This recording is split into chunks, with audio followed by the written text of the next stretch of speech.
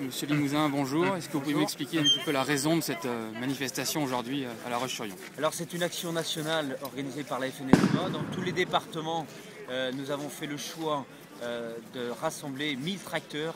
Alors c'est le cas de la Vendée, il n'y a pas autant dans tous les départements.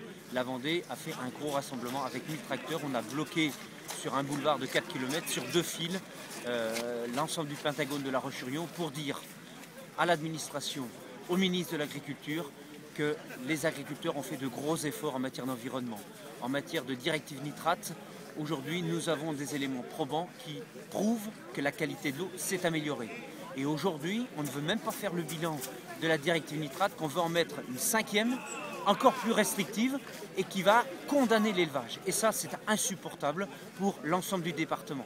Donc nous avons une agriculture diversifiée qui aménage le territoire. Et donc aujourd'hui, nous voulons qu'on fasse confiance aux agriculteurs, qu'on arrête la suspicion à l'égard des agriculteurs. Ça, c'est le premier point. Le deuxième point, c'est sur le stockage de l'eau. Nous avons un département qui a la capacité de stocker l'eau pour faire face aux sécheresses estivales. Et donc, il est tombé des quantités astronomiques d'eau. 99% de l'eau qui tombe sur notre territoire s'en va à la mer.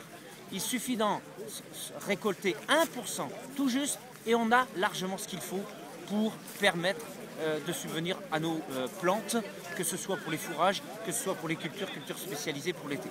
Donc aujourd'hui, l'administration a décidé de ne plus faire de stockage d'eau et de faire de la préservation de zones humides et de revenir comme on était il y a 50 ans. C'est plus possible. Une population mondiale qui va augmenter. On va passer à 9 milliards d'habitants.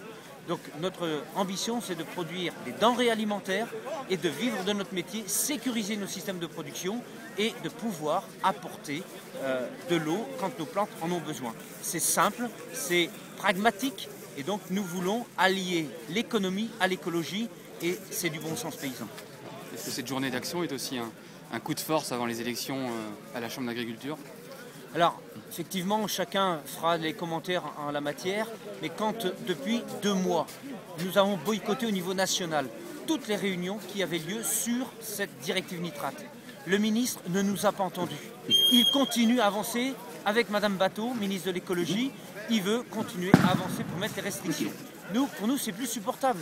On a fait un tas de négociations depuis 1 an, y compris dans ce département. Depuis 1 an et demi, nous avons essayé de faire avancer les choses. Avec l'ancien gouvernement, tout a été remis en cause par le nouveau. Et donc le préfet dit, moi je ne sais plus faire.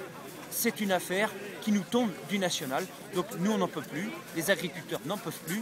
Et aujourd'hui on a mobilisé, les gens attendaient cette mobilisation de masse, une action nationale. Et nous l'avons fait aujourd'hui.